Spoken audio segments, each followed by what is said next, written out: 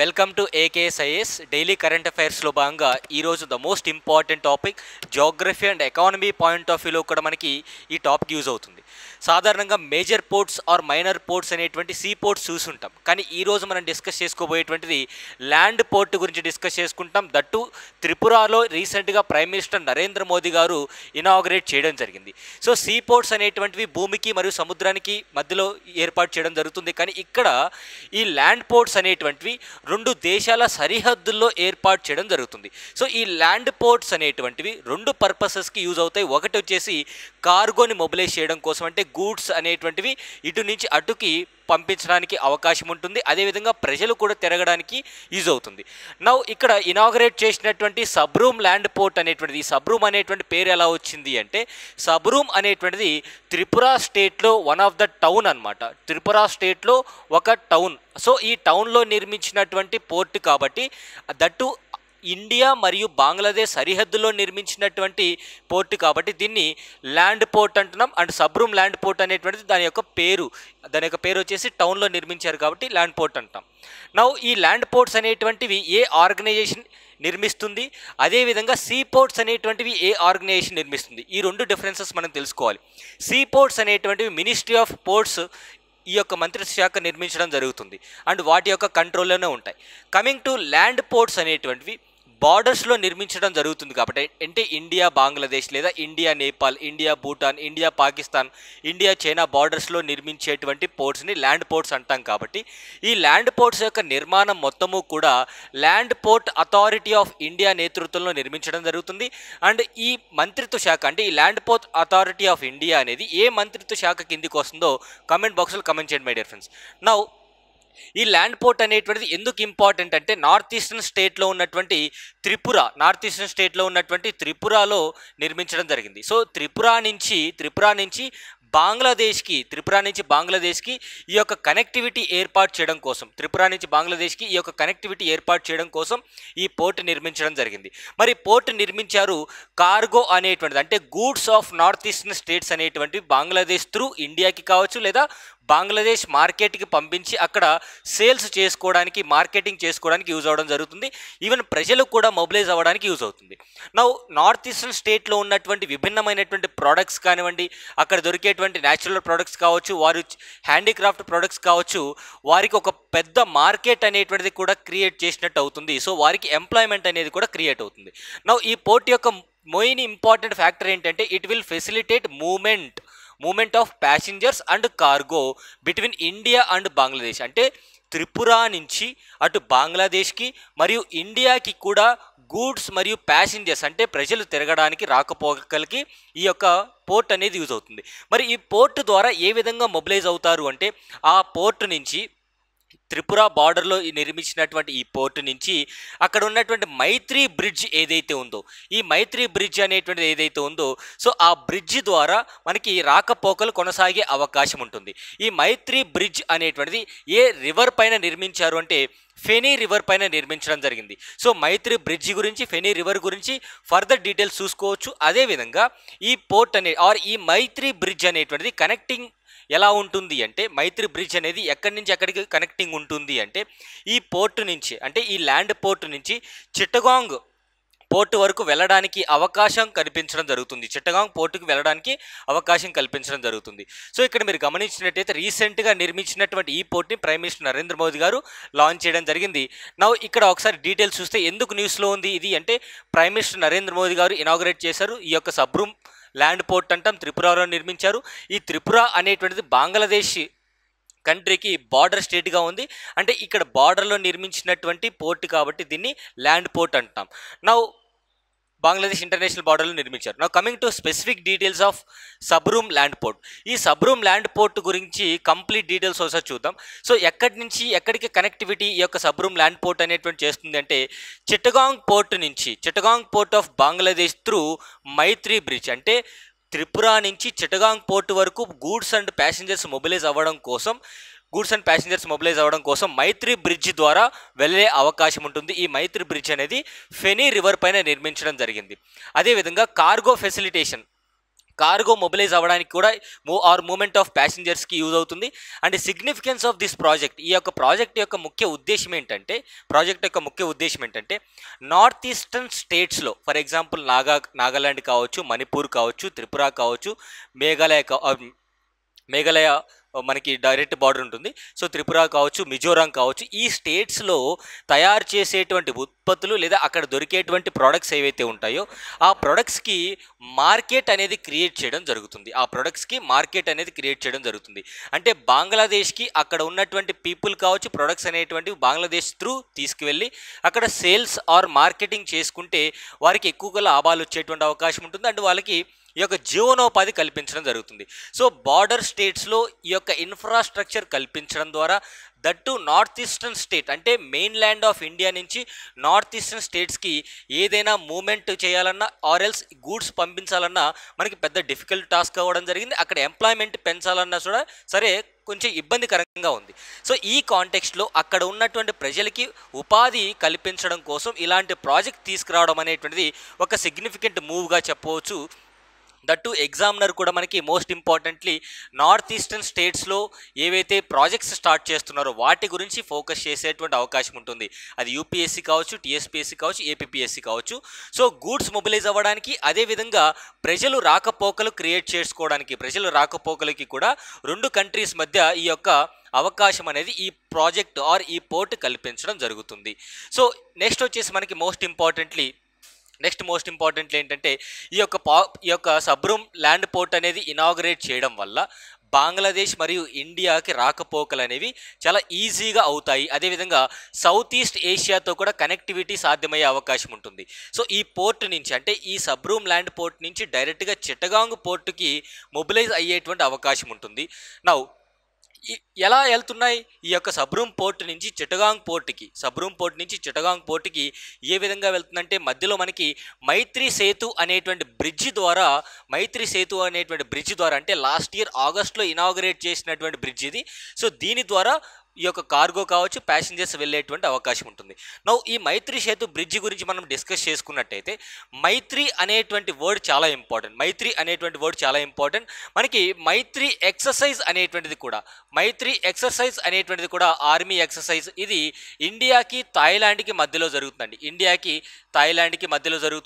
అదేవిధంగా most important thing ఏంటంటే మైత్రి express ఏదైతే ట్రైన్ ఉందో ఈ మైత్రి ఎక్స్ప్రెస్ అనేది ఇండియాలో ఉన్నటువంటి కలకత్తా నగరం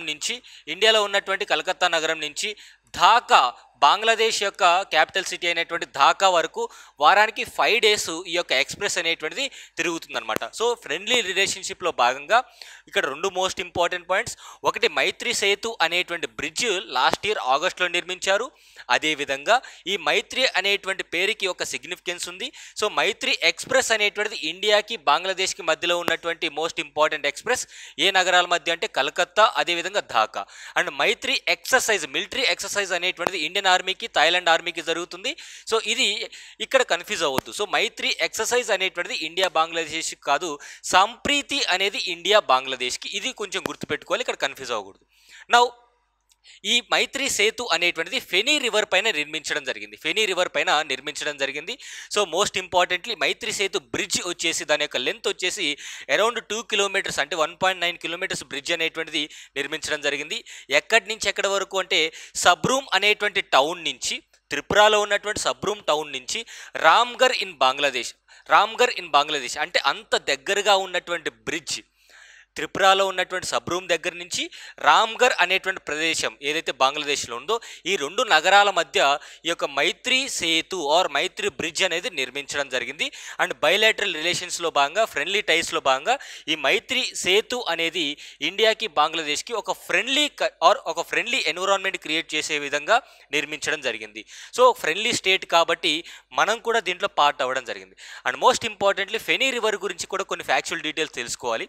సో ఫెనీ ఫెనీ రివర్ అనేది ఇండియా బంగ్లాదేశ్ ఎగ్జాక్ట్గా సరిహద్దులో ప్రవహిస్తూ ఉంది. బంగ్లాదేశ్ మరియు ఇండియా సరిహద్దులో ప్రవహిస్తూ ఉంది. దీని యొక్క లెంత్ వచ్చేసి 116 కిలోమీటర్లు ప్రయాణిస్తుందండి. 116 కిలోమీటర్లు ప్రయాణిస్తుంది. సో ఇది ఎక్కడ ఆరిజినేట్ అవుతుందంటే, ఫెనీ రివర్ అనేది ఎక్కడ ఆరిజినేట్ అవుతుంది అంటే సౌత్ త్రిపుర డిస్టిక్ అయినటువంటి సౌత్ త్రిపుర డిస్టిక్లో ఆరిజినేట్ అయ్యి సబ్రూమ్ అనేటువంటి పట్టణం ద్వారా ప్రవహిస్తూ ఇండియా సైడ్ అండ్ బంగ్లాదేశ్లో ఇది బే ఆఫ్ బెంగాల్లో మర్జ్ అవుతుంది. బంగ్లాదేశ్ దగ్గర ఉన్నటువంటి బే ఆఫ్ బెంగాల్లో మర్జ్ అవుతుంది. సో మోస్ట్ ఇంపార్టెంట్ అనమాట. నా దీని యొక్క లెంత్ వచ్చేసి 116 కిలోమీటర్లు ప్రవహిస్తుందండి. అంటే ఎగ్జాక్ట్గా ఇండియా బంగ్లాదేశ్ బార్డర్స్లో 116 కిలోమీటర్లు ప్రయాణిస్తుంది.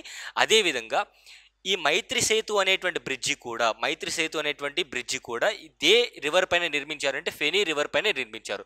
మనకి ఎగ్జామినేషన్ పాయింట్ ఆఫ్ వ్యూలో మైత్రి సేతు బ్రిడ్జ్ ఏ రివర్ పైన నిర్మించారు, అదేవిధంగా ఈ ఫెనీ రివర్కి ఉన్నటువంటి ట్రిబ్యూటరీస్ ఏంటి అవి కూడా చూడాలి ఒకసారి. సో నోటబుల్ ట్రిబ్యూటరీస్ వచ్చేసి ముహూరి రివర్ అనేటువంటిది అండ్ రైదక్ రివర్, ఈ రెండు కూడా. అదేవిధంగా Chandkira river and Rayang river and most importantly Kushiyara river. టోటల్గా ఒక 5 ట్రిబ్యూటరీస్ అనేటువంటివి ఈ ఫెనీ రివర్కి ఉన్నాయి. ఫెనీ రివర్ వచ్చేసి ఇండియా బంగ్లాదేశ్ సరిహద్దుల గుండా 116 కిలోమీటర్లు ప్రవహిస్తుంది. సౌత్ త్రిపుర డిస్టిక్లో ఆరిజినేట్ అయ్యి బంగ్లాదేశ్ ద్వారా వెళ్ళి బే ఆఫ్ బెంగాల్ కలుస్తుంది. కలిసే దగ్గర మీరు చూస్తే ఒకసారి మ్యాప్లో కూడా చూడొచ్చు. సో ఈ విధంగా ట్రావెలింగ్ అనేటువంటిది ఈ యొక్క ఫెనీ రివర్ ఉంది. సో ఇక్కడ బే ఆఫ్ బెంగాల్లో మర్జ్ అవుతుంది. నా మోస్ట్ ఇంపార్టెంట్లీ ఉన్నటువంటి ట్రిబ్యూటరీస్ ఒకసారి చూడాలి. మోస్ట్ ఇంపార్టెంట్ ట్రిబ్యూటరీస్ కుషియారా ట్రిబ్యూటరీ అనేది కూడా ఫెనీ రివర్కి ట్రిబ్యూటరీగా చెప్పుకోవచ్చు. అండ్ ఇక్కడ డీటెయిల్స్ చూడొచ్చు. అండ్ మోస్ట్ ఇంపార్టెంట్లీ ఇక్కడ టోటల్గా ఇండియాలో మేజర్ సీ పోర్ట్స్ అనేటువంటి మనందరికీ తెలుసు 12 ఉన్నాయి. కానీ ల్యాండ్ పోర్ట్స్ అనేటువంటివి కూడా భారతదేశానికి మరి ఇతర దేశాలకి ఉన్నటువంటి సరిహద్దుల్లో ల్యాండ్ పోర్ట్ కూడా ఉన్నాయి.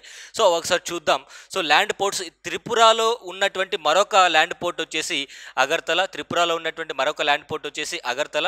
అదేవిధంగా మరొక ల్యాండ్ పోర్ట్ వచ్చేసి త్రిపురలోనే శ్రీమంతపూర్ అనేటువంటిది. అదేవిధంగా పిట్రాపోల్ అనేటువంటిది వెస్ట్ బెంగాల్లో. అదేవిధంగా మోరే, సుతర్కండి. సో ఇవన్నీ కూడా ల్యాండ్ పోర్ట్స్ అండి. తర్వాత దాకి, జోగ్బానీ, అదేవిధంగా రక్సౌల్, రాయ్పుదిహా, అదేవిధంగా అటారీ వాఘా బార్డర్లో మనకి పంజాబ్ స్టేట్లో, అదేవిధంగా Dera Baba Nanak. So including Sabroom land port, అంటే రీసెంట్గా లాంచ్ చేసినటువంటి సబ్రూమ్ ల్యాండ్ పోర్ట్తో కలిపితే ఇండియాలో 12 ల్యాండ్ పోర్ట్స్ అనేటువంటివి ఉన్నాయి. అండ్ మోస్ట్ ఇంపార్టెంట్ త్రిపుర స్టేట్కి సంబంధించి కొన్ని డీటెయిల్స్ ఒకసారి డిస్కస్ చేద్దాం. త్రిపుర స్టేట్కి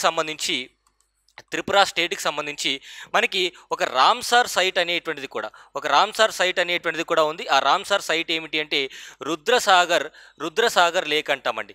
రుద్రసాగర్ లేక్ అంటాం, which is very very important. ఇది రామ్సార్ సైట్. అండ్ అదేవిధంగా త్రిపురలో ఉన్నటువంటి నేషనల్ పార్క్ వచ్చేసి బిసన్ నేషనల్ పార్క్. అదేవిధంగా రెండోది వచ్చేసి క్లౌడెడ్ లెపర్డ్ నేషనల్ పార్క్ అనేటువంటిది మనకి త్రిపుర స్టేట్లో లొకేట్ అవ్వడం జరిగింది. సో ఎగ్జామినేషన్ పాయింట్ ఆఫ్ వ్యూలో అండ్ అదేవిధంగా మ్యాప్ పాయింటింగ్లో కూడా చూడండి. త్రిపుర స్టేట్లో ఉన్నటువంటి 2 నేషనల్ పార్క్స్ వచ్చేసి ఒకటి బిసన్ నేషనల్ పార్క్, రెండోది clouded leopard national park. And ఉన్నటువంటి ఏకైక రామ్సార్ సైట్ ఏది అంటే రుద్రసాగర్ లేక్ అనేటువంటిది మోస్ట్ ఇంపార్టెంట్ రామ్సార్ సైట్గా చూసుకోవచ్చు. And including Sabroom land port, మనకు భారతదేశంలో 12 ల్యాండ్ పోర్ట్స్ అనేటువంటి ఉన్నాయి. దీని యొక్క పిక్చర్ అనేది మనకి ఎగ్జామినేషన్ పాయింట్ ఆఫ్ వ్యూలో యూజ్ అవుతుంది. అండ్ నిన్న ఇచ్చినటువంటి question consider the following statements. Statement 1: ballistic missiles are jet propelled at subsonic speed throughout their flight, while cruise missiles are rocket powered only in the initial phases of the flight. Simple logic అండి. Ballistic missiles అనేటువంటి ఉదాహరణకి అగ్ని 5 అనేటువంటిది. So ballistic మిజైల్స్కి మొదట్లో Boost అనేటువంటిది initial boost ఇస్తే సరిపోతుంది. దాని యొక్క ట్రాజెక్టరీ అనేది ఈ విధంగా వెళ్తుంది. అంటే ఇనీషియల్గా బూస్ట్ ఇస్తే సరిపోతుంది, రిమైనింగ్ ఫ్లైట్ అనేటువంటిది ఆటోమేటిక్గా రాకెట్ వెళ్ళిపోతుంది. ఇక్కడ స్టేట్మెంట్స్ రివర్సల్ ఇచ్చారు. సో క్రూయిజ్ మిజైల్స్ అనేటువంటివి jet propelled missiles at subsonic speed, కానీ రివర్స్ స్టేట్మెంట్స్, అంటే బాలిస్టిక్ మిజైల్స్కి ఏమో రివర్స్ స్టేట్మెంట్ ఇచ్చాడు అండ్ క్రూయిజ్ మిజైల్స్కి కూడా రాంగ్ స్టేట్మెంట్ ఇచ్చారు ఇక్కడ, అంటే రాంగ్ ఎక్స్ప్లెనేషన్ ఇచ్చారు.